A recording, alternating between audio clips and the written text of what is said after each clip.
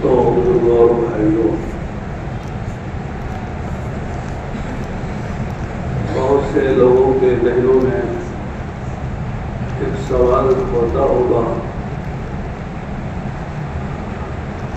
तबलीग व दावत की इस अजीब और आली मेहनत से क्या मकसूद है? क्यों लोगों को जमा करते हैं? क्यों लोगों को अल्लाह के रास्ते में निकलने की दावत देते हैं? चिल्ला 4 महीने 3 दिन अंदरून बैरून बड़े बड़े इज्तिमा क्यों करते हैं? मशवरे क्यों करते हैं? कभी इस तबके का जोड़, कभी उस तबके का जोड़ क्यों होता है? क्या मकसूद है? क्या चाहते हैं? उसका आसान जवाब ये है,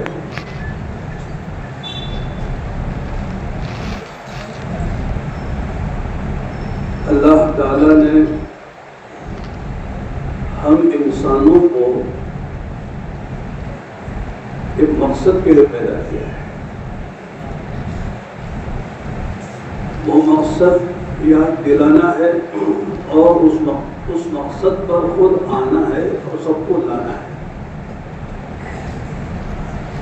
इसलिए कि दुनिया में रहते रहते आदमी अपने कामों में और अपनी मजबूरियतों में मकसद को भूल जाता है। न खुद होता है न दूसरों को उसकी दावत देता है। सुबह उठते हैं, शाम तक दुनिया के जो काम है उसमें लग जाते हैं। कोई कारोबार कर रहा है, बिजनेस कर रहा है, कोई सियासत और हुकूमत कर रहा है, कोई खेती बाड़ी कर रहा है, कोई सनत और हिरफत कर रहा है, कोई मुलाजिमत मजदूरी कर रहा है। अगर पूछे कि भाई क्यों काम कर रहे हो, मेहनत क्यों कर रहे हो, तो जवाब ये होता है कि मौलाना मेहनत नहीं करेंगे तो खाएंगे कैसे? पेट भी तो है। ठीक है, खाते क्यों हो? तो मौलाना नहीं खाएंगे तो कमाएंगे कैसे? मेहनत कैसे करेंगे? ये दो ही बातें हैं। खाना है कमाने के लिए, वो कमाना है खाने के लिए। लोगों ने इसको मकसद बना लिया है।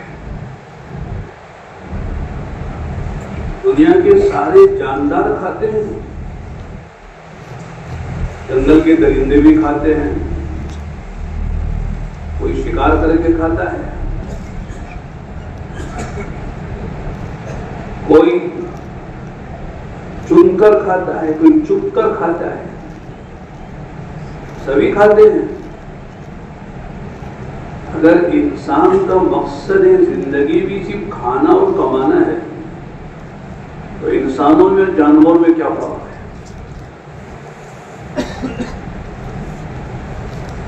मकसद जिंदगी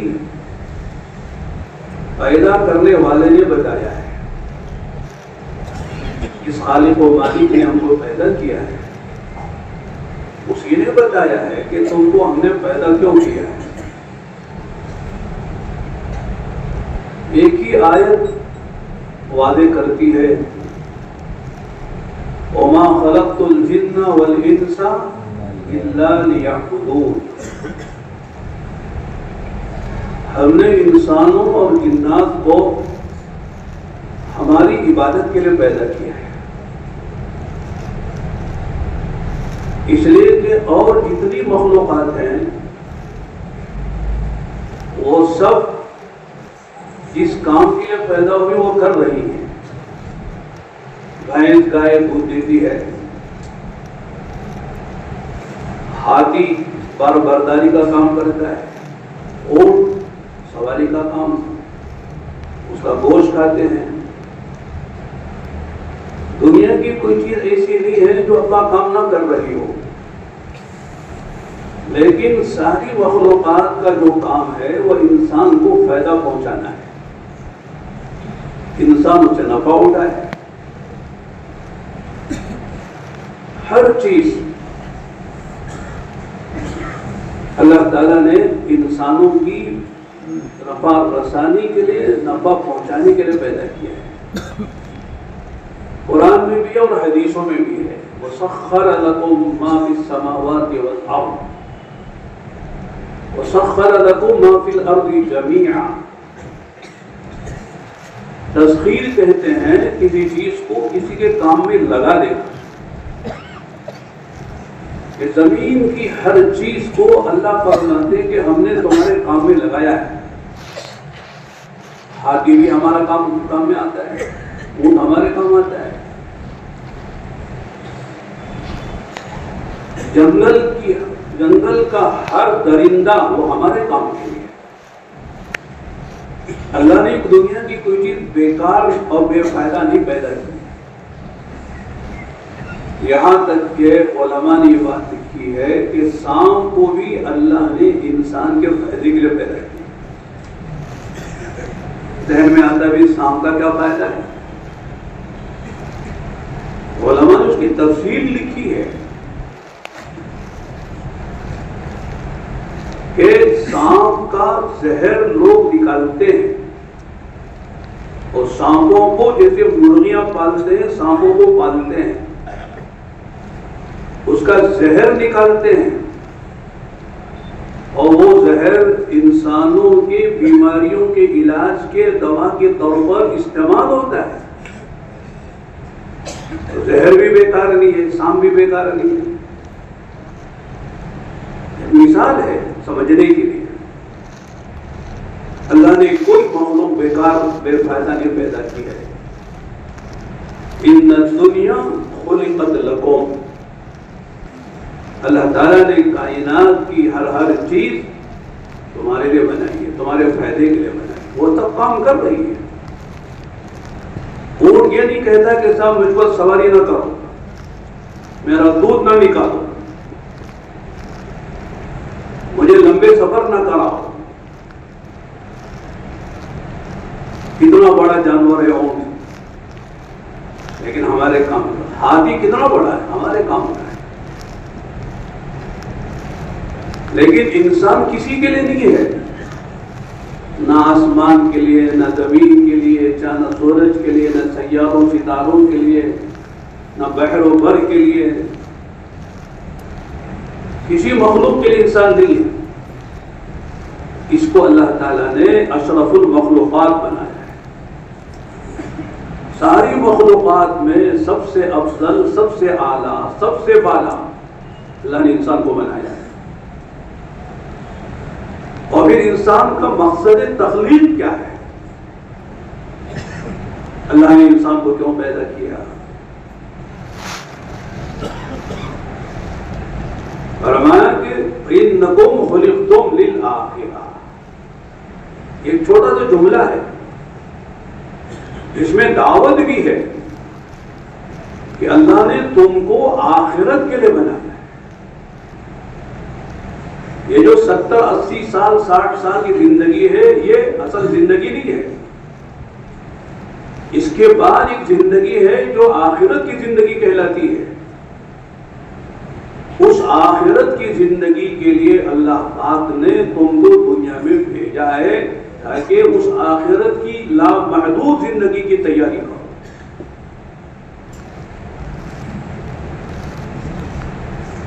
वो जो बनेगी जिंदगी इसी दुनिया की जिंदगी पर बनेगी, वो जो बिगड़ेगी इसी दुनिया की जिंदगी पर बिगड़ेगी।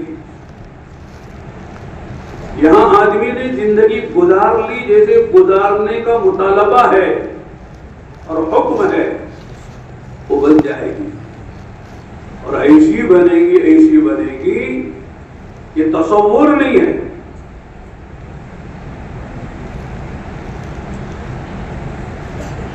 यहां जिंदगी के साथ मौत है, जवानी के साथ बुढ़ापा है, सेहत के साथ बीमारी है, खुशियों के साथ गमी है। दुनिया में कोई इंसान ये नहीं कह सकता मौलाना मुझे कभी जिंदगी में गम किस चिड़िया का नाम ही नहीं जानता। कोई मिलेगा? अगर कोई है तो हाथ उठा के बताया मौलाना ऐसा खुश नसीब हो आज तक मुझे कोई गम क्या चीज है मैं नहीं जानता। गम मिला हुआ खुशी के साथ, सेहत के साथ बीमारी मिली हुई है। कौन इंसान है जो कहे मौलाना अल्हम्दुलिल्लाह जब से मैंने होश संभाला है 70 साल 60 साल 50 साल हो गए आज तक मैंने डॉक्टर की सूरत नहीं देखी है, कभी हॉस्पिटल नहीं गया, क्लिनिक नहीं गया, दवाखाने नहीं गया, ये कैप्सूल गोली दवा खाने की नौबत नहीं आई। कौन है ऐसा इंसान? बीमारियां हैं और कितने ऐसे हैं माशाअल्लाह जो जवान थे आज बूढ़े हो गए, नहीं हुए? और जो जवान है वो इंतजार में बूढ़ा होने की, उन पर भी बुढ़ापा आने वाला है। रहने के तो वो जवानी बाकी रहेगी, ढल जाएगी, देखते देखते ढलेगी, पता भी नहीं चलेगा। कमर में दर्द आ जाएगा, आंखों की रोशनी कमजोर हो जाएगी, कानों की सुनवाई में फर्क पड़ जाएगा, घुटनों की तकलीफ हो जाएगी, दांत एक एक करके जवाब दे देंगे, आंखें कमजोर हो जाएंगी, आदमी कमजोर हो जाता है, बूढ़ा हो जाता है। और अचानक एक वक्त वो भी आता है, ऐलान होता है कि फला साहब रात सोए और सुबह में उठे नहीं, फजर से पहले अल्लाह को प्यारे हो गए। जब होता है कि नहीं होता है? कोई ख्वाब की बात तो नहीं बता रहा हूं मैं, जिससे हम सब गुजर रहे वो है और दुनिया देख रही, तजुर्बा है। लेकिन आखिरत की जो जिंदगी है जिसकी तैयारी के लिए अल्लाह पाक ने मुझे आपको दुनिया में भेजा है, जिससे आमतौर से गफलत हो रही है,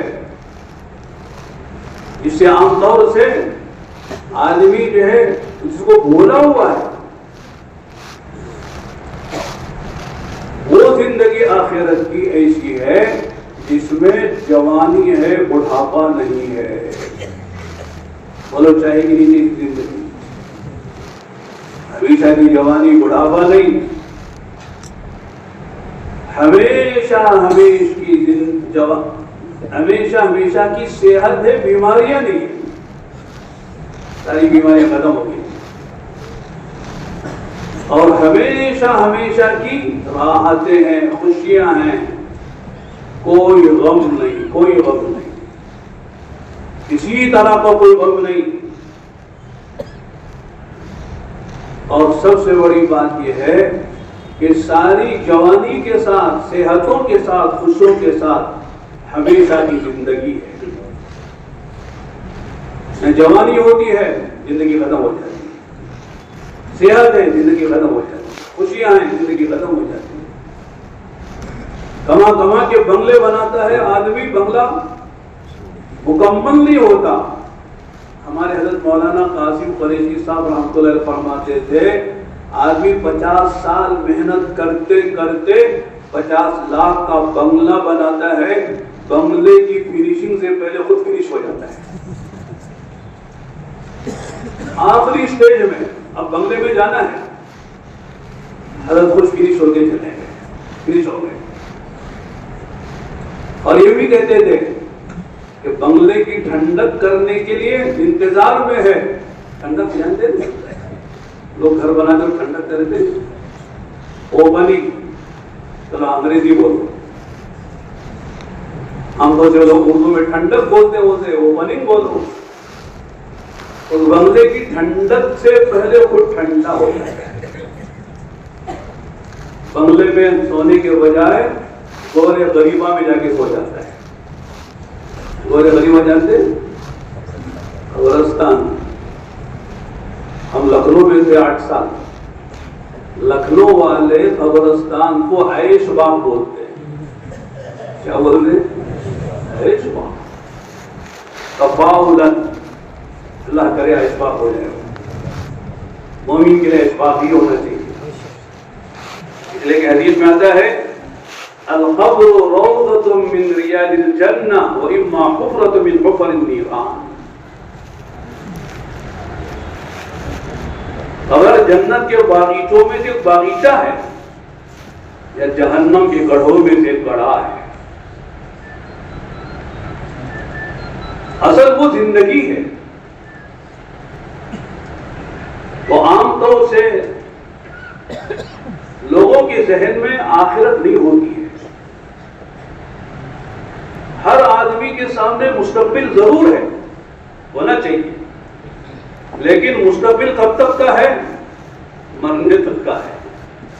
मरने के बाद के मुस्तकबिल का फिक्र नहीं है। यह गफलत की बात है। असल हम सब का जो मुस्तकबिल है वो मरने के बाद है। मरने से पहले की जिंदगी कितनी है? अल्लाह के नबी अलैहिस्सलातु वस्सलाम ने फरमाया अमार उम्मती बैन 60 व 70 व कलीलुम मिनहुम मा यतजावज।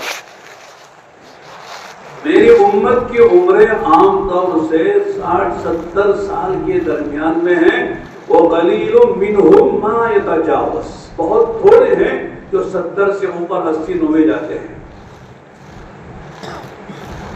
इसलिए लोग पूछते हैं ना किसी का इंतकाल हो जाए, हजरत इंतकाल हो क्या उम्र थी? अगर 50-60 बोले तो कहते हैं जल्दी मर गए, और अगर कहे सब 90 साल थी, अच्छा अब तक जिंदा है, 90 साल जिंदा है, बहुत लकी और नसीबी नसीब वाले आदमी। मौलाना के 90 साल तक जीना ताज्जुब है, 9 साल जीना और ज्यादा ताज्जुब की बात है। मर ही जाता है 80-90 साल में, उससे पहले कहाँ रहता है? जितने लोग हम बैठे हुए हैं ना, आप माफ करना, नाराज नहीं होना, 50 साल के बाद शायद हम में से कोई रहेगा नहीं। अब मेरी उम्र 65 साल है, 50 साल कहाँ रहूंगा? जिसकी उम्र 50 साल है वो 50 साल और कहाँ रहेगा? ज्यादा 40 है तो 50 साल तक रहेगा, 90 साल तक। तो बात ये है कि जो छोटी सी उम्र की इतनी फिक्र है, ये काम है, वो काम है, वो दुकान बनाना है, वो दुकान खरीदनी है, वो ऑटो लेना है, किराए का है, खास बनाना है, बच्चे की शादी करनी है, फला काम है, फला काम है।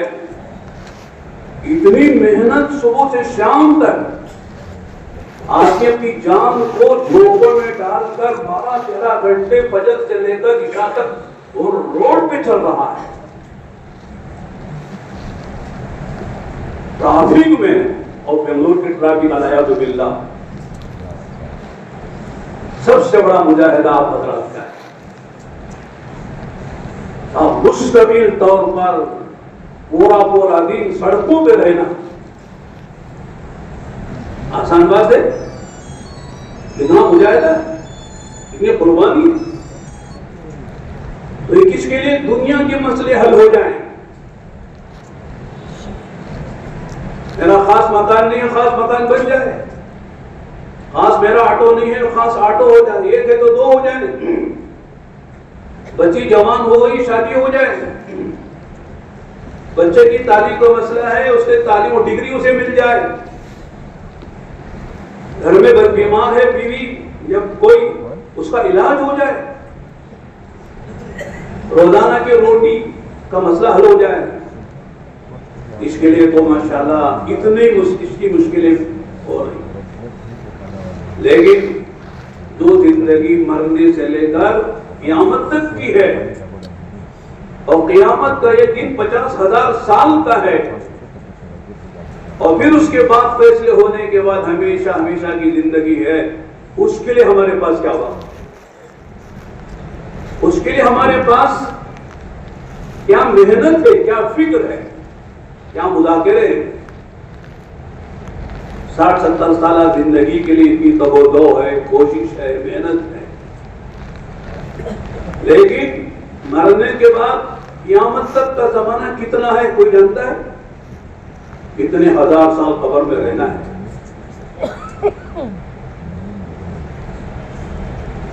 कोई आदमी बीमार हो जाए, दुनिया में बहुत से लोग इयादत करने वाले होंगे, जरूरत है पैसे भी दे देंगे, दवा भी दिला देंगे, भूख आए तो खाना भी खिला देंगे। खासा ऑटो खराब हो गया तो उसके दुरुस्त करने के लिए और उसके रिपेयरिंग के लिए पैसे भी मिल जाएंगे। दुनिया के मसले हल हो जाते हैं। लेकिन मैं कब्र में तन्हा जाऊंगा तो कौन मेरा साथ देगा? इस बीवी के लिए मैंने अल्लाह को नाराज किया था, नमाज छोड़ी थी, रमजान का रोजा नहीं रखा था, झूठ बोल के कमाया था, धोखा दे के कमाया था। अब कब्र में मेरे से सवाल हो रहा है, मर रब्बुका मा दीनुका मन नबियुका। ये 3 सवाल कब्र के हैं, सबको पता है। बाद लोग कहते हैं मौलाना रट लेंगे, जवाब दे देंगे। जैसे बच्चे रट लेते ना सबक, रट लूंगा और जाके जवाब दे दूंगा, क्या कर लेंगे मुनकर नकीर में? वहां रटा हुआ सबक जबान तक नहीं आएगा, अंदर है तो निकलेगा। मैं एक बात सुनाता हूं। हम लोग ऑस्ट्रेलिया में कई मरतबा गए अल्हम्दुलिल्लाह तबलीग की निस्बत पर। ऑस्ट्रेलिया बड़े बड़े शहरों में सिडनी है, मेलबोर्न है, ब्रिस्बेन है, कैनबरा है, पर्थ है। ब्रिस्बेन में एक मस्जिद में जामिया अज़हर मिस्र के बड़े आलिम इमाम थे, खतीब व इमाम, उनसे तारुफ हुआ, हमने अरबी में बात की, वो बहुत खुश हो गए। वो हिंदुस्तान का एक आदमी अरबी में बात कर रहा है। दोनों ने घर में दावत की, नाश्ते की। हमने कहा कि अच्छा है, मौलवी के घर का खाना मिल जाए तो बड़ी अच्छी बात है। मौलवी दावत कम करता है, खाता ज्यादा है। आलिम और मिस्री और वो दावत करे, कहाँ छोड़े? हमको मौका चाहिए, चले गए। बना के नाश्ते के बाद बैठे हुए थे, गुफ्तगू हो रही थी, तो उनके घर में तोता पला हुआ था। तोता अरबी में उसको बबगा कहते हैं। क्या कहते हैं? बबगा। और जैसे मिस्री मोटा होता है, मोटे होते हैं, उनका तोता भी ऐसी मोटा मोटा था। उनके कंधे पे आके बैठा। उन्होंने बहुत सी चीजें तोते को सिखाई थी, तोता सीख लेता है सिखाने से। उन्होंने कहा या बबगा जा ज़ुयूफ मिनल हिंद सल्लिम अलैहिम कुल ला इलाहा इल्लल्लाह। और बिल्कुल मियां मेहमान आए हिंदुस्तान से, करो सलाम, सुनाओ कलमा। सलाम भी किया, कलमा सुनाए। अब हमको बात करने का कोई मौका चाहिए ना, दाई को कोई मौका निकालना चाहिए बात करने का। तो हमने उसी को मौजू बनाया। हमने कहा शेख माशाअल्लाह हादा बबगा अंत अल्लमतहु अस्सलाम व कलिमा ला इलाहा इल्लल्लाह व हादा यक़ूलु कदा व कदा अना असअलुका इज़ा जाअ अल-क़ित व याख़ुज़ु हुलक़ूम हादा अल-बबगा हल हुवा यक़ूलु ला इलाहा इल्लल्लाह इंद अल-मौत। कि माशाअल्लाह आपका तोता बहुत अच्छा कलमा सुना रहा है।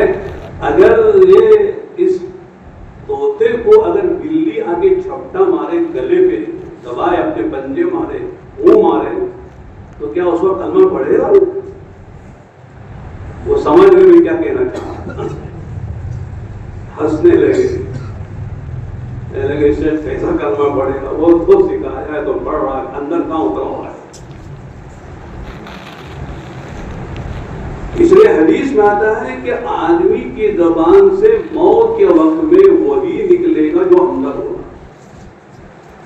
यदि कि रट लिया तो बोल देगा ला इलाहा इल्लल्लाह मुहम्मद पढ़ लेगा।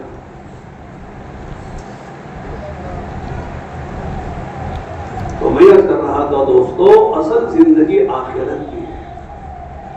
अब लोग कहते मौलाना दुनिया का काम छोड़ दे, कि दुनिया का काम नहीं छोड़ना है, जो कर रहे हैं वो करना है। हमारा दीन और दुनिया अलग नहीं है। हमारे दुनिया के कामों में दीन दाखिल कर लो, वही दुनिया तुम्हारी दीन बनेगी, उसी दुनिया से तुम्हारी आखिरत बनेगी। दीन कोई ऐसा पहाड़ नहीं है कि जिसको कर ना सके। सब दीन तो बुजुर्गों का, उलमा का, अल्लाह के वलियों का, सहाबा का, ताबईन का, अइम्मा का बड़ा काम है। हम तो दुनियादार हैं, हम तो मामूली काम करते हैं, कमाते हैं। बहुत से लोग ऑटो चलाने वाले कहते हैं कि रोज दादा कमाई खाने वाले हम लोग, रोज कमाते खाते हैं, हमारे पास क्या है? मेरे दोस्तों, दीन बहुत आसान है। दीन के लिए आदमी को कुछ करना नहीं है, जो कर रहा है उसमें अल्लाह का हुक्म पूरा करो, नबी का तरीका पूरा करो, दीन बन जाएगा। नमाज, रोजा, हज और ज़कात ये अरकान इस्लाम है, ये तो करना ही करना है। हर मुसलमान, आकिल, बालिग, अमीर, गरीब, देहाती, शहरी, मर्द, औरत, हर एक को दिन में 5 मरतबा नमाज तो पढ़नी है। नमाज माफ कहां है किसी को? नमाज अगर आदमी वजू करके नहीं पढ़ सकता, क्यों नहीं पढ़ सकता? पानी नहीं है। 1 मील की मसाफत पर पानी है, जाने आने में 2 मील हो जाएंगे, इसलिए वजू के तयम्मुम कर लो। नमाज पढ़ने के लिए बदन का पाक होना, कपड़े का पाक होना, जगह का पाक होना शर्त है। बदन पाक रखो, कपड़े पाक रखो, जगह पाक है, वो नमाज पढ़ लो। बेहतर है कि आदमी जमात से नमाज पढ़े, कोशिश करे। आपके लिए कोई मसला नहीं है। जहां नमाज का वक्त हो गया, अल्लाह का करम है, हमारे शहर में 1,000 मस्जिद है, अल्लाह का करम है। 10 मिनट के लिए रोक दीजिए, नमाज पढ़ लीजिए, फिर अपना काम शुरू कर दीजिए। 27 गुना सवाब ज्यादा मिलेगा।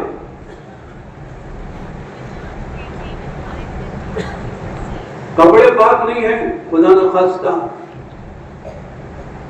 गंदे कपड़े हैं, पाक कपड़े नहीं है, पानी भी नहीं है खुदा न खास्ता धोने के लिए, फरमाया उसी गंदे कपड़े में नमाज पढ़ लो, हो जाए। ऐसा कब होता है? वरना आदमी अपने पास एक जोड़ा पाक कपड़े रख सकता है, कपड़े बदल के फौरन एक लुंगी रख ले, लुंगी बदले और कुर्ता पाक ही रहता आमतौर से, नहीं है तो बदल ले, एक जोड़ा कपड़े रख के साथ में टोपी रख ले, बल्कि टोपी पहना रहे तो अच्छा है। एक बुजुर्ग कहते थे, अगर हमारे हिंदुस्तान के सारे मुसलमान 2 काम करें, मर्द एक टोपी पहने, एक दाढ़ी रखे, फिर देखो मुसलमान कितने नजर आते हैं। है मुसलमान टोपी के बगैर है, मुसलमान दाढ़ी के बगैर है, इसलिए मालूम नहीं था कौन मुसलमान है कौन गैर मुस्लिम है।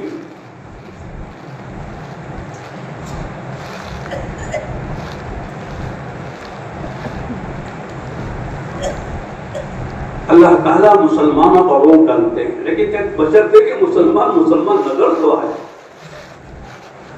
पुलिस का रोक कैसे है? उसकी यूनिफॉर्म से है।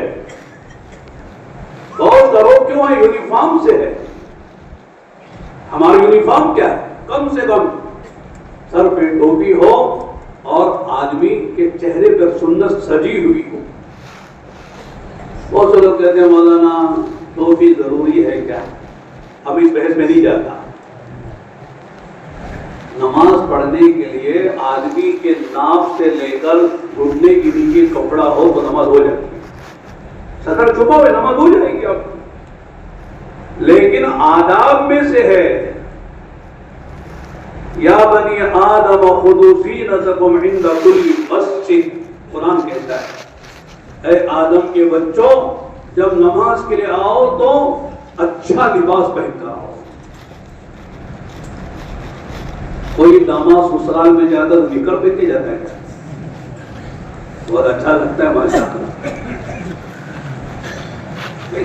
घर के माने के नाक से लेकर घुटने के नीचे कपड़ा है, नाक सतर छुपा हुआ है, जाता है ना किसी अच्छी मजलिस में ऐसा लिबास पहन के जाता है, अल्लाह के दरबार में खड़ रहा है तो कैसा लिबास होना चाहिए, अच्छे से अच्छा लिबास पहन सकता है। कम से कम आदमी इस तरह का लिबास पहने, सुलहा का लिबास। मैं कह रहा था कि अगर कपड़ा नापाक है और पाक कपड़ा नहीं है और पानी भी नहीं धोने के लिए, तो हुक्म यह है और फतवा यह है कि उसी नापाक कपड़े में नमाज पढ़ो, नमाज हो जाएगी तुम्हारी, परेशान होने की बात नहीं है। और उससे आगे की बात, खुदा न खास्ता कभी ऐसा मौका हो गया कि आदमी कहीं जा रहा था, अचानक ऐसा हाल पेश आ गया कि साहब उसके बदन से कपड़े भी लोगों ने छीन के उतार लिए, नंगा कर दिया, मादर जात नंगा कर दिया। अब नमाज का वक्त है, क्या करे, छोड़ दे नमाज। लेकिन फरमाया उस हाल में भी नमाज पढ़ो, नमाज हो जाएगी। नंगे नमाज पढ़ लो, लेकिन नमाज पढ़ने का तरीका मालूम करो कि खड़े होकर नमाज ना पढ़ो, बैठकर पढ़ो और इशारे से पढ़ो, रुकू सजदा भी ना करो, नमाज हो जाएगी। आप कहीं बहुत दूर चले गए, जंगल में चले गए गाड़ी लेके, मगरिब का वक्त है, समझ में नहीं आ रहा, ईशा का वक्त है, समझ में नहीं आ रहा, किबला किधर है, इधर है उधर है, तो नमाज नहीं छोड़ेंगे, क्या करेंगे, गौर कीजिए, गौर कीजिए, इधर होगा इधर होगा उधर होगा, दिमाग पे जोर डालिए। इसको हमारी अरबी जबान में तहर्री कहते हैं, तहर्री, गौर और होश करना। आपका दिमाग इस तरफ चला है, इधर किबला होगा, तो आपने बजाय मगरिब के मशरिक की तरफ नमाज पढ़ ली। नमाज होने के बाद एक साहब ने आके कहा कि मैं आपको देख रहा था नमाज पढ़ते हुए, आपने बजाय मगरिब के मशरिक की तरफ नमाज पढ़ ली, तो शरीयत कहती है आपकी नमाज हो गई, नमाज दोहराने की जरूरत नहीं। आसान है कि दीन बोलो, मुश्किल है।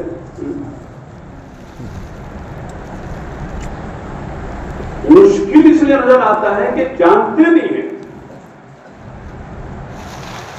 या जानते हैं तो यकीन अंदर नहीं, ईमान का यकीन, ईमान का नूर, ईमान की ताकत नहीं है। इस वजह से नमाज बहुत भारी लग रही है। नमाज तो मजे की चीज है। अल्लाह के रसूल ने फरमाया कुर्रतु ऐनी फिस सलाह, मेरी आंखों की ठंडक अल्लाह ने नमाज में रखी है। नमाज पढ़ के देखो क्या मजा आता है। तो मैं ये बताना चाह रहा हूं कि दीन बहुत अल्लाह ने आसान बनाया है, कोई मुश्किल नहीं है।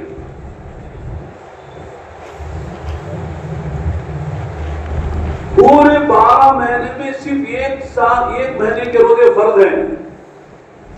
कितने महीने? एक महीने। और वो भी अल्लाह घुमाते हैं, कभी सर्दी में, कभी बारिश में, कभी गर्मी में लाते हैं। एक ही मौसम में रोजे नहीं आते, गर्मी रोजा रखो, कभी 12 घंटे का, कभी 13 घंटे का, कभी 14-15 घंटे का रोजा होता है। और उसमें भी कितनी सहूलत दी रखी है। आप बीमार हैं, ऐसे कि रोजा रखने से तकलीफ होगी, बाद में रख लो, गुनाह नहीं है। सवाब वही मिलेगा जो रमजान में रोजा रखने का है।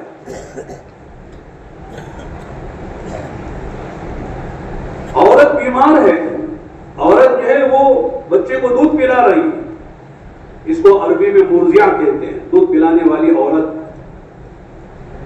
दूध पिलाने से उसे ये बच्चे को तकलीफ है, रोजा छोड़ दे, बाद में रख ले, गुनाह कोई नहीं है। बाद में रखेंगे तो उसको वही सवाब मिलेगा। हमल से है, रोजा रखने में तकलीफ है, बाद में रख लेगा। कोई आपकी पौष बूढ़ा है जिसको शेखे फानी कहते हैं, रोजा रखने की ताकत नहीं है, फिदिया दे दे, सदके फित्र का जो मिकदार है वो दे दे, कोई गुनाह नहीं। लेकिन खुद तय ना करे मौलाना मैं ऑटो चलाता हूं रोजा नहीं रख सकता, खुद पे लोग तय कर लेते हैं, काम सारे कर रहे हैं, ऑटो चला रहे हैं, लेकिन रोजा रखने के लिए ऑटो चलाना उज्र हो गया है। मौलाना बहुत हार्ड काम करते हैं। हार्ड काम क्या है? मुश्किल तो है। दुनिया में कौन है जो काम नहीं कर रहा है? हर एक थोड़े देर काम में लगा हुआ है, वो ना कोई उम्र है उसे। अगर आदमी तय करे मुझे करना है तो कर सकता है। आदमी मुसाफिर है, सफर में है, 48 मील की सफर में है, रोजा रखने में दुश्वारी है, छोड़ दो, बंद में रख लो। लेकिन मसला उलमा से पूछो, खुद फैसले ना करो। बीमार होता तो आदमी किससे जाके दवा लेता है? इंजीनियर से, मौलाना साहब से। घर बनाने के लिए किससे जाके पूछता है? डॉक्टर से, इंजीनियर से पूछता है। मुकद्दमा करना तो किससे पूछता है? लायक से पूछता है। वो जो जिस भीड़ के आदमी है उनसे पूछो, ना खुद फैसला करो, ना किसी दूसरे अरे गैरे तो खेरे से पूछो। जो जिस भीड़ के माहिर है उनसे मसला पूछो। जिन्होंने जिंदगी खपाई हैं इल्म हासिल करने में, इल्म को देने में, तालीम और ताल्लुम में लगाया है, अपनी जिंदगी लगाई है। ऐसे तो पूछो ना, जो बताएंगे। आपका हाल बताओ और उनसे सुनो, उस पर अमल करो। हाल बताना और मसला मालूम करके उसके मुताबिक अमल कर लेना। तो लोग पूछते नहीं, खुद ही फैसले करते हैं। आदमी गोली खाता नहीं जब तक डॉक्टर से पूछ नहीं लेता है, डरता है कहीं जान न चली जाए खराब। यहां मसला पूछे बगैर कर लेता, ईमान चलाए तो चले जाए, लेकिन खुद अमल करो। रोजा कितनी बड़ी चीज है, साल में एक मरतबा अल्लाह ने कितना आसान कर रखा है। और ज़कात किस पर फर्ज है बोलो? हम सब पर है क्या? बहुत से लोग हैं जो पर ज़कात नहीं है, सिर्फ मालदारों पे जो साहिब निसाब है, वो भी 2.5%। कितने? आपके पास 40 लाख रुपए हैं तो सिर्फ 1 लाख रुपए देना है, और 30 पर 9 लाख आपके हैं, बाकी का माल है। और देना किससे है? किसे देना? आपका भाई है, बहन है, फूफी है, खाला है, मामू है, चचा है, बहू है, दामाद है। अगर वो अपने गरीब मुस्लिम को उनको दो, ये कहां गया? खिचड़ी में गया। रिश्तेदारों में देना है भाई। दूसरों को देने के मुकाबले में रिश्तेदारों को देना ज्यादा सवाब की बात है। हाँ, मदरसे वालों को भी दो, गरीब गुरबा को भी दो, शहर के और लोगों को भी दो, लेकिन खानदान के अफराद तलाश करो, कौन मेरा भाई ऐसा है, रिश्ते का सगा बहने कौन है, मेरी फूफी, खाला, मेरे चचा, मामू, उनको दो। बस चंद लोग हैं जिनको ज़कात नहीं दे सकते आप। मियां बीवी दूसरे को नहीं दे सकते हैं। बीवी सोचे मेरी ज़कात फेवर की शौहरी को दे दो, नहीं चलेगी। बेटा के अब्बा को दे दो, अब्बा के बेटे को दे दो, नहीं चलेगी। मालदार को नहीं चलेगी, काफिर को नहीं चलेगी, सादात को नहीं चलेगी। 5 सहाबा हैं जिनके औलाद सादात कहलाती है, उनको ज़कात नहीं चलेगी। बाकी सबको दे सकते हैं, बशर्ते कि वो गरीब व मुस्तहिक हो। और सिर्फ 2.5%। आजकल सूद भी जो है वो 5-10% लोग लेते हैं, नहीं 2.5% कौन लेते हैं? 2.5% देना है। 40 लाख आपके पास आपकी मिल्कियत में है, लेकिन देना आपको सिर्फ 1 लाख रुपए है, और साल में 1 मरतबा देना है, हर महीना नहीं देना है। अल्लाह ने कितना आसान कर दिया है। और हज सिर्फ जो इस्तेताअत रखते हैं और मालदार हैं और वहां तक जाने की उनके पास सहूलत ज़ाते राह है, सफर में रास्ते का इत्मीनान है, ऐसों पर हज फर्ज है। और वो कितनी मरतबा है जिंदगी में? कितनी मरतबा? सिर्फ 1 मरतबा है। ये अलग बात है कि लोग शौक में जाते हैं, बार बार उम्रा हज करते हैं, लेकिन फर्ज 1 ही मरतबा है। मैं अरकान इस्लाम बता रहा हूं आपको, कितने आसान है कि नहीं, वो मुश्किल है। जब अरकान इस्लाम इतने आसान है तो बाकी दिन कितना आसान होगा। लेकिन हम लोग नहीं जानते हैं, इल्म नहीं है, इसलिए मुश्किल नजर आता है। तो मैं कर रहा था मेरे दोस्तों, दीन जो है हम जो कर रहे हैं उसमें अल्लाह का हुक्म पूरा कर ले, नबी का तरीका पूरा कर ले। यहां तक कि आदमी खाना खा रहा है तो दीन बना सकता है। सीधे हाथ से खाओ, अपने आगे से खाओ, बिस्मिल्लाह बोल के खाओ। खाने पहले से सोचो कि ये हलाल है कि हराम है, ये लुक़मा मेरे मुंह में जा रहा है वो हलाल है कि हराम है। पहली बात ये हुक्म खुदाबंदी देखो, जो मैं पी रहा हूं या खा रहा हूं, इसके खाने की इजाजत अल्लाह की तरफ से है या नहीं है। फिर उसके बाद उसका तरीका मालूम करो, खाने का क्या तरीका है, पीने का क्या तरीका है। तो ये खाना पीना इबादत बना हमारा, हालांकि जरूरत पूरी हो रही, भूख दफा हो रही और आदमी को राहत और ताकत मिल रही है, लेकिन अल्लाह का हुक्म पूरा करते हुए नबी के तरीके पर खाना खा रहा है तो दिन में कितनी मरतबा खाएगा, सवाब हो रहा है, दिन बन रहा है। अब ये सो रहा है, सोते हैं सब, कितने घंटे सोते हैं? 12 घंटे, 6 से 8 घंटे लोग आमतौर से सोते हैं। एक सेहतमंद आदमी के लिए 6-7 घंटे सोना काफी है। ज्यादा सोना बीमारी की अलामत है। 8 घंटे से ज्यादा सोना बीमार आदमी की अलामत है। आप सो रहे हैं तो आप देखोगे साहब, जिस बिस्तर पर सो रहे वो रेशम का है क्या? रेशम पहनना भी हराम है और उस पर सोना भी हराम है। मर्दों को जेवर सोने का पहनना भी हराम है, हलाल है नहीं। मौलाना मैं नहीं पहनता, वो ससरे दिए सो घड़ी है, वो सोने की चेन, कोई हर्ज की बात नहीं, सोने की जंजीर है, कोई हर्ज की बात नहीं। मैं नहीं लिया, लोग लेके पहनते हैं। अल्लाह अल्लाह, मर्दों के लिए सोने की कोई चीज हलाल नहीं है। सोने के बर्तन, चांदी के बर्तन में खाना पीना भी हलाल नहीं है। तो सोने का तरीका मालूम करो, वुजू करके सो जाना, 4 वक़्त पढ़ लेना, आयतुल कुर्सी पढ़ लेना, ईशा की नमाज से पहले नहीं सोना, टहनी करवट पे सोना इब्तिदान, बातें पलट जाओ, कोई हर्ज की बात नहीं है। बिस्तरे को जरा झाड़ लेना, तहज्जुद की नीयत से सोना, ना भी उठे तो इंशाअल्लाह तहज्जुद का सवाब मिलेगा। यहाँ फजर की नीयत से सोना मुश्किल है।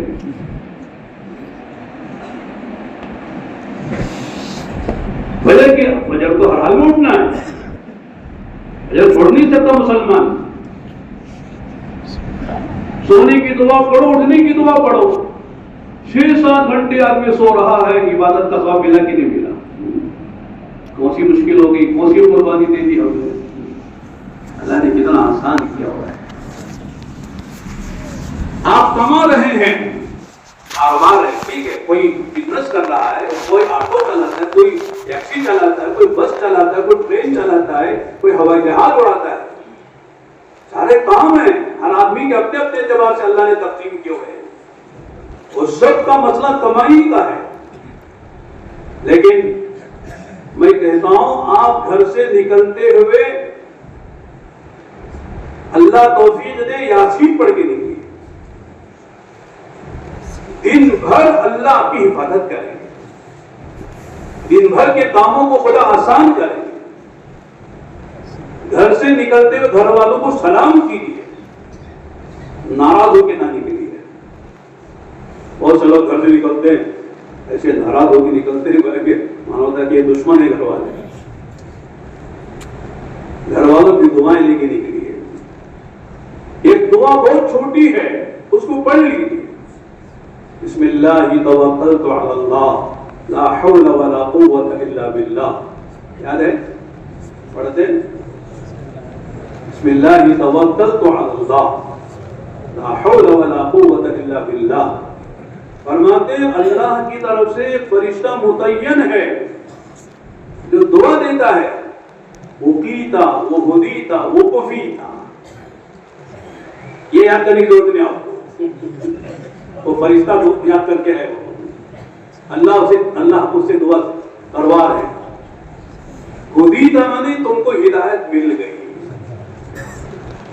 हमारी सबसे बड़ी जरूरत हिदायत है। और दुआ पढ़ के निकलेंगे तो फरिश्ते की दुआ मिल गई, हिदायत हो गई। हुदीता, वो कीता, और हर उलझन से, हर परेशानी से, हर झगड़े से, और आगे मैं कहूं आपके एतबार से हर एक्सीडेंट से अल्लाह हिफाजत करे। सड़क पर है ना भाई, किस वक्त क्या होता क्या मालूम है, किस वक्त क्या हादसा पेश आता है। वो कीता, तेरी हिफाजत हो गई। वो कुफीता, जिस मकसद के लिए तू जा रहा है, अल्लाह कमाई के लिए जा रहा हूं, बाल बच्चे हैं, मेरा भी हक है, भी बच्चों का भी हक है, तो अल्लाह फरमाते हैं, फरिश्ता कहता है तेरी किफायत हो गई, अल्लाह तेरी जरूरत पूरी करेंगे। अब आपको झूठ बोलने की जरूरत नहीं है, धोखा देने की जरूरत नहीं है, आपको ये कहने की जरूरत नहीं है कि साहब मीटर 12 रुपए पड़ेगा, हालांकि वो 6 रुपए पड़ता है।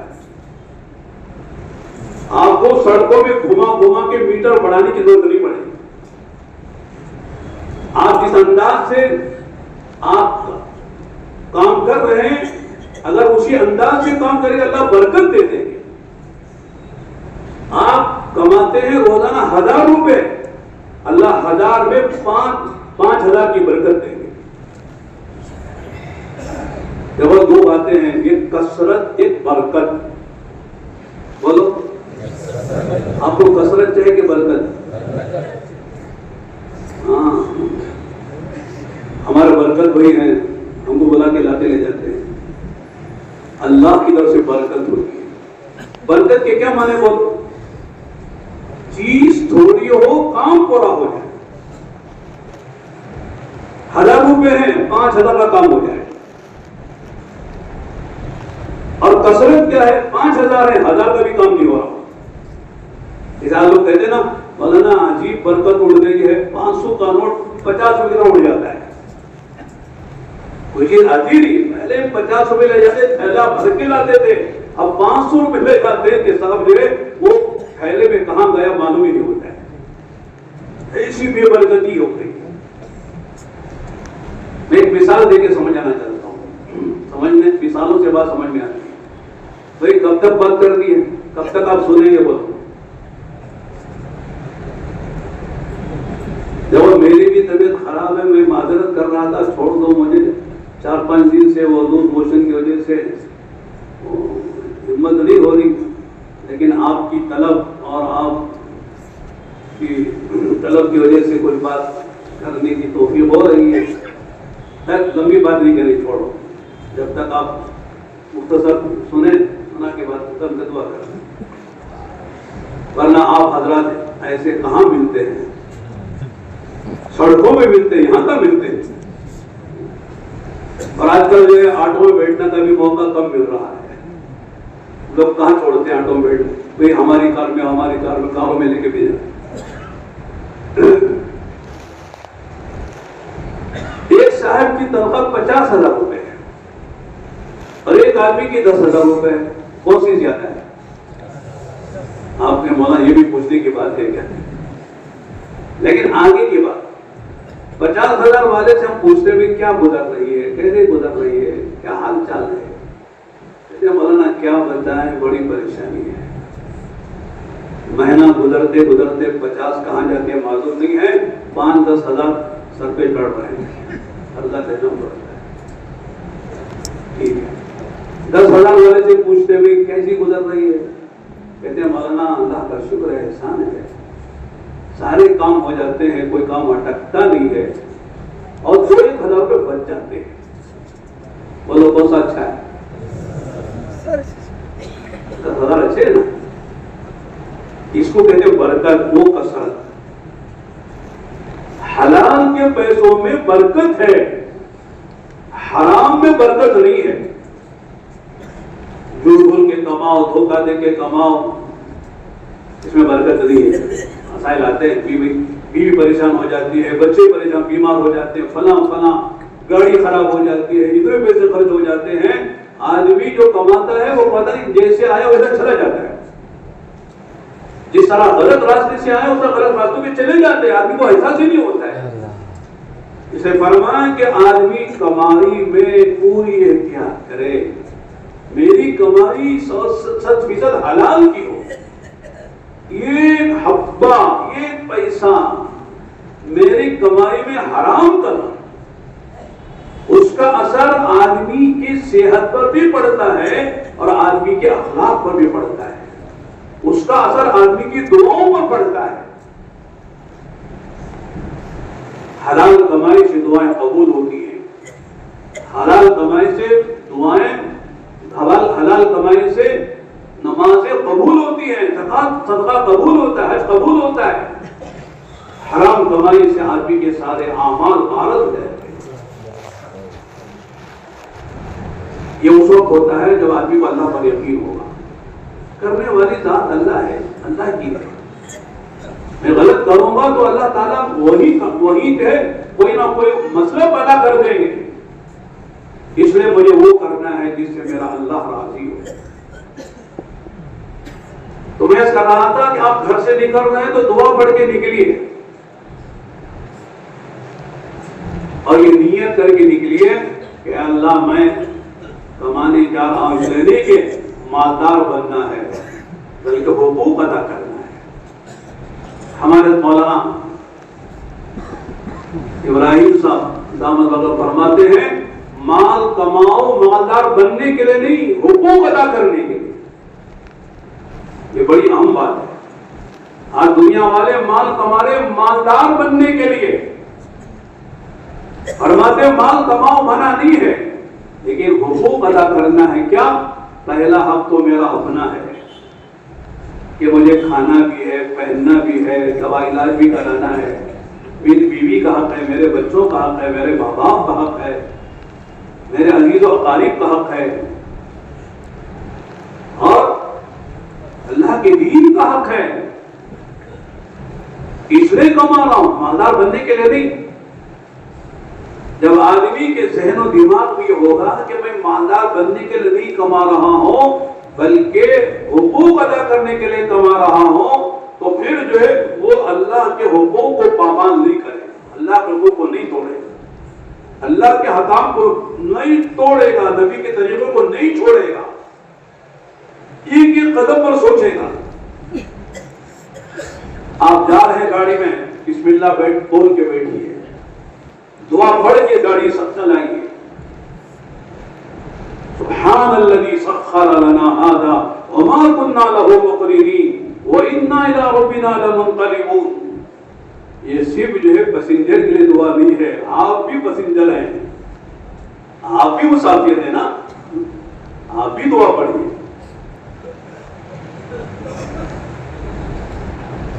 5 सूरतें 6 बिस्मिल्लाह के साथ पढ़िए। या अय्युहल काफिरून, सूरह इज़ा जा नसरुल्लाह, कुल हुवल्लाह, कुल औज़ु बिरब्बिल फलक, कुल औज़ु बिरब्बिन नास, ये 5 सूरतें पढ़िए। फिर आखिर में बिस्मिल्लाह पढ़िए, आयतुल कुर्सी पढ़ लीजिए और फिर अल्लाह का नाम लेके चलिए।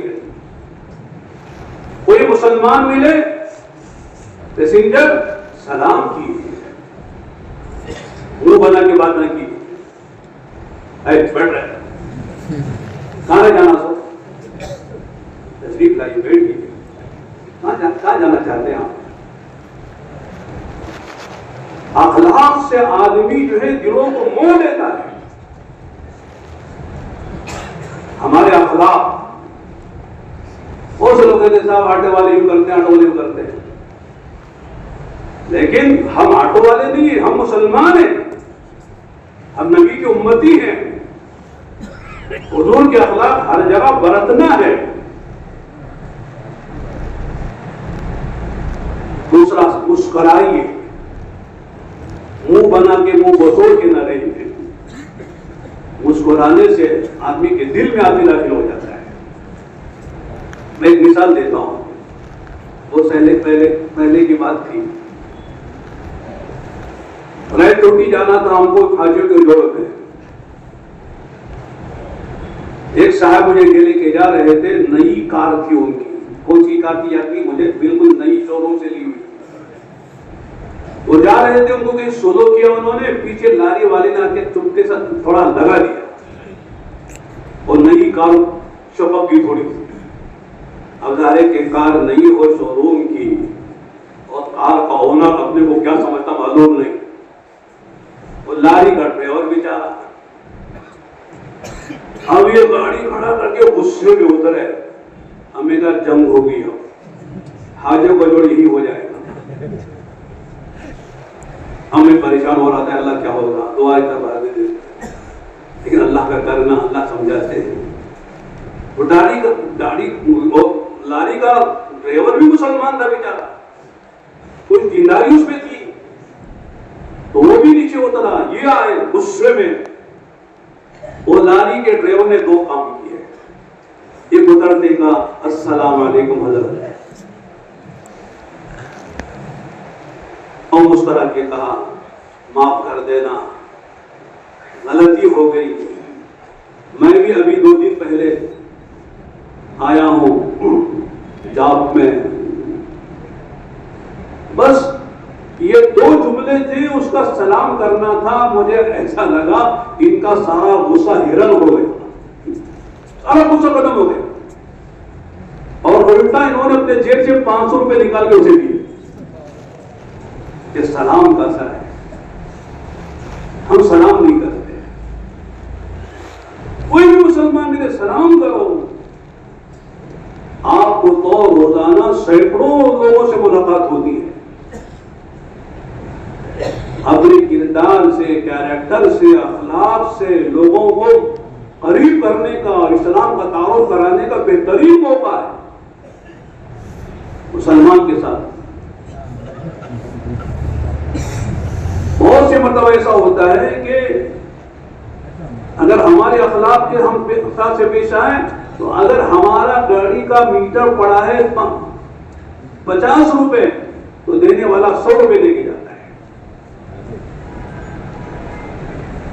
अल्लाह बरकत दे दे, उसके दिल में मोहब्बत डाल दे। आपके सब 50 रुपए मेरे हैं कि नहीं, हमारी तरफ से तोहफा है। हम अक्सर ऐसी करते हैं, 60 रुपए होते हम 100 रुपए देते, 50-70 रुपए दे देते। क्या जाता है 10-20 रुपए में, किसी मुसलमान का दिल खुश करे।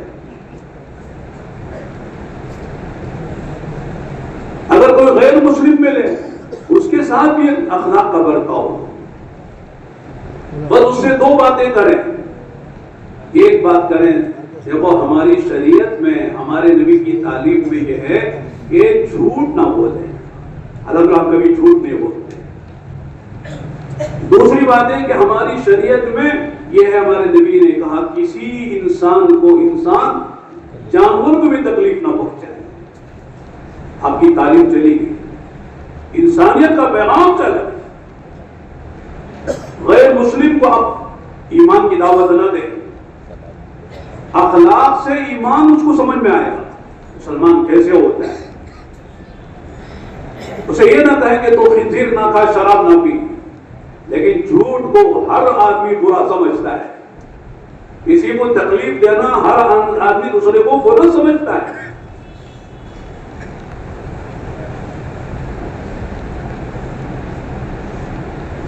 तो आदमी अपने काम करते, ड्यूटी करते करते वो दाई बन सकता है, दावत दे सकता है। सिर्फ दावत चिल्ले 4 महीने में नहीं है। आप अपनी ड्यूटी के साथ 12 घंटे 10 घंटे जो ड्यूटी आपकी है करते करते आप दीन का काम कर सकते हैं, अपने अखलाक से, किरदार से, कैरेक्टर से, अपने नमाजों की हिफाजत के साथ, रमजान रोजों के रखते हुए, सच्चाई अमानतदारी के साथ। इसलिए मेरे दोस्तों, दुनिया वालों को इस्लाम नमाज रोजे हज से समझ में नहीं आएगा, वो जानते नहीं।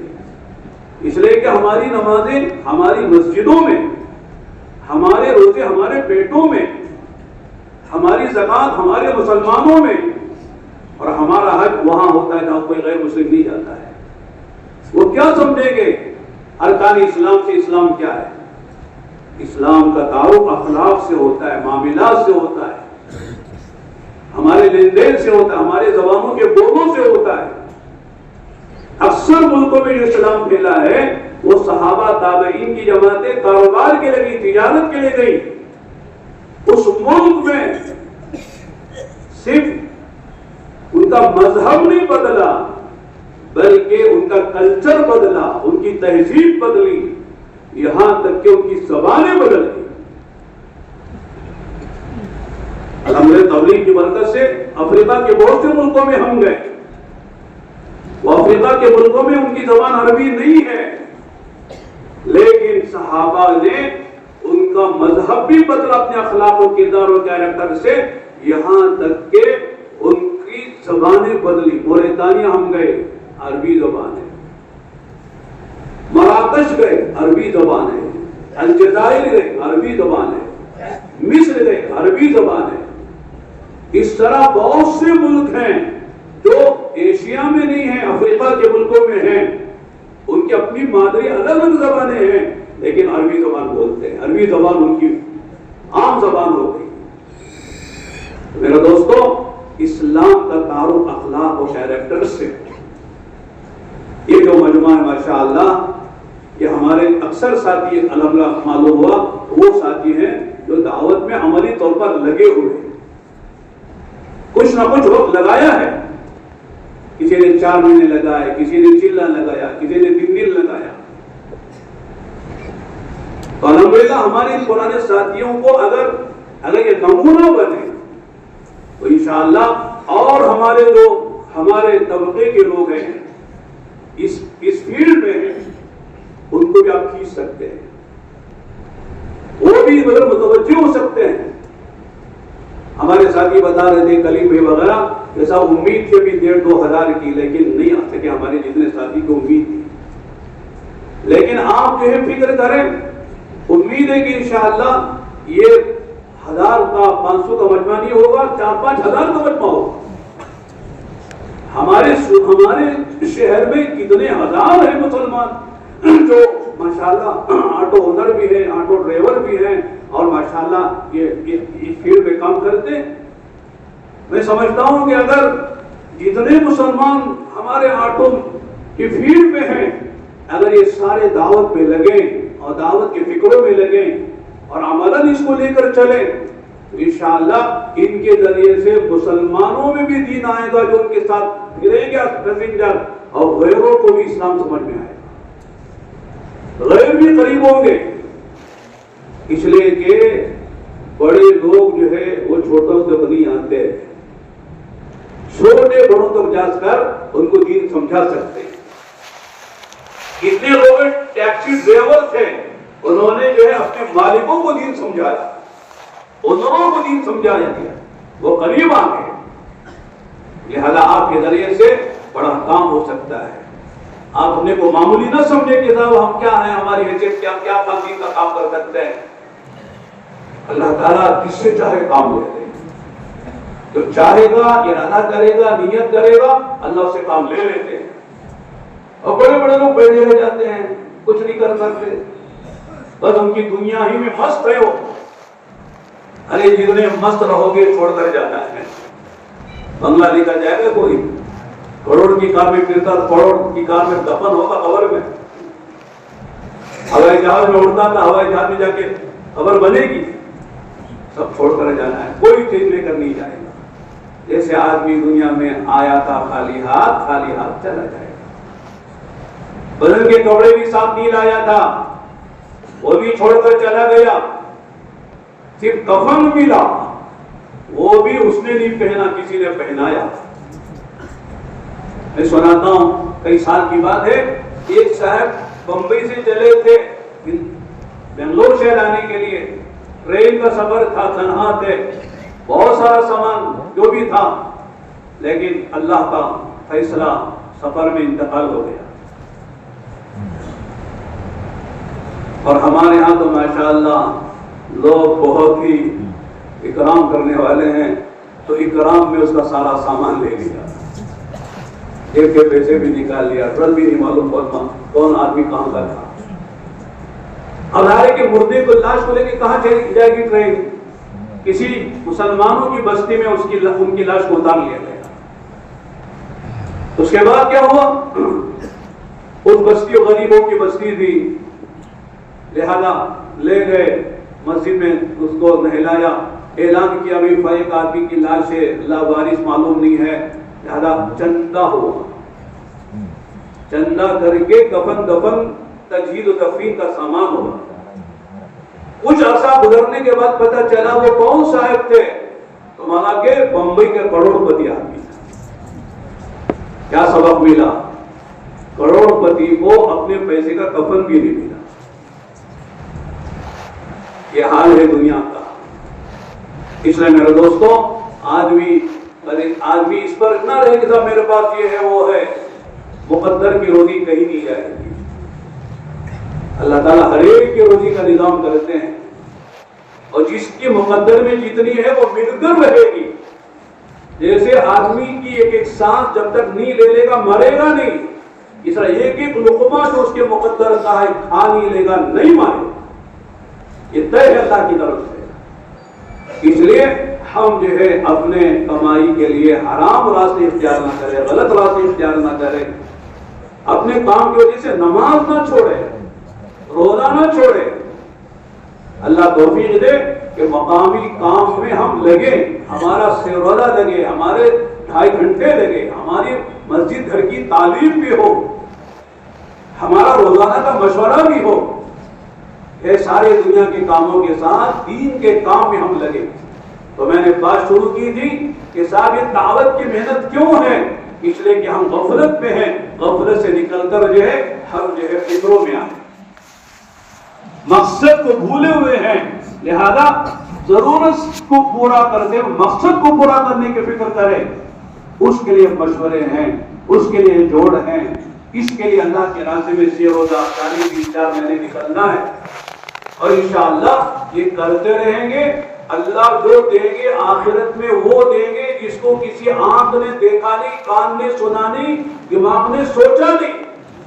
वो तो मिलेगा आखिरत में, जो मिलेगा असल तो आखिरत में मिलेगा। लेकिन दुनिया में अल्लाह 4 चीजें देंगे। कितने चीज लेंगे? मुफ्त में लेना है, कुछ दे के लेना है। पैसेंजर को आप बिठा दें, तो उतर जा, अल्लाह पैसे देता है। जहां तक पहुंचाना पहुंचाओ, फिर पैसे मिलेंगे। 4 चीजें देंगे जो आज हर एक की जरूरत है, हर एक की जरूरत। तो क्या है? सबसे पहली चीज अल्लाह दिलों का सुकून देंगे। आज हर आदमी परेशान है ना, वहां सुकून नहीं है, सुकून नहीं, टेंशन, टेंशन। ऑटो चलाने वालों को भी टेंशन है, ओनर को भी टेंशन है, ड्राइवर को भी टेंशन है, ताजिर को भी टेंशन है, हर एक को टेंशन है। टेंशन फ्री कोई नहीं है, सब टेंशन में। तो टेंशन पूरा फ्री कर देंगे। अब इसकी तफसील में जाऊंगा तो 1 घंटा लगेगा, इसलिए मैं मुख्तसर बोल रहा हूं। दूसरी चीज क्या है? अल्लाह दिलों में मोहब्बत पैदा करेंगे। क्या करेगा? बोल, मोहब्बत पैदा करेंगे। बीवी की शौहर की दिल में, शौहर की बीवी के दिल में, औलाद की माँ बाप के दिल में, माँ बाप के औलाद, भाई बहनों, एक दूसरे की मोहब्बत। देखो मोहब्बत की जिंदगी असल जिंदगी है। आप महल में रहो, काबों में फिरो, हवाओं में उड़ो, सोने के लुक़मे खाओ, लेकिन घर में मोहब्बत नहीं है, वो घर जहन्नम है। झोपड़े में रहो, रोटी चटनी खाओ, दाल चावल खाओ, लेकिन मोहब्बत के साथ और देखो क्या मजा आता है। खुदा मोहब्बत पैदा करे। तीसरी चीज क्या है? अल्लाह माल और असबाब में बरकत देते हैं। असबाब थोड़े हैं, माल थोड़ा है, लेकिन काम पूरे हो जाएंगे। तो उस लोग कहते हैं ना, मौलाना छोटे घर में अल्हम्दुलिल्लाह 6 बच्चों की शादियां भी होगी। छोटा घर, दामाद को बुलाकर सुलाने की जगह भी दी है। 6 शादियां, 6 दामाद आ गए, 6 बहू आ गई। अल्लाह सारे काम करा दे, कोई मुश्किल नहीं। बरकत बड़ी चीज है। और आखिरी चीज क्या है? अल्लाह दुआएं कबूल करना शुरू कर देंगे। दुआओं में खुदा कबूलियत डाल देंगे। आप कहेंगे अल्लाह मेरा फला मसला है, तू काज़िउल हाजात है, मैं तेरा मोहताज और मिस्कीन बंदा हूं, मेरे हाथ में कुछ नहीं है, मैं फकीर तो गनी है, अल्लाह मेरा मसला हल कर दे। देख लेना मसला कैसे हल होता है। अल्लाह के लिए कोई मुश्किल नहीं। लेकिन एक बात, दुआ 5 तरीके से कबूल होती है। इसको कह के बात खत्म करता हूं। दुआ ना करना, 5 तरीके दुआ कबूल होती है, याद रख लेना इसको। तो ना मायूसी नहीं होगी, वरना दुआ करे कबूल नहीं होगी तो आदमी मायूसी की दुआ छोड़ देता है। ये मांगा अल्लाह से नहीं मिला तो कहां जाओगे? बोलो, कोई और दर है? अल्लाह के दर क्या रोकनी दर है? फरमाया ये दुआ की कबूलियत का ये है, जिसको हम समझते हैं दुआ कबूल हुई कि जो मांगा मिला और फौरन मिला। ये पहली, जो मांगा वो मिला और फौरन मिला, ये पहली शक्ल है।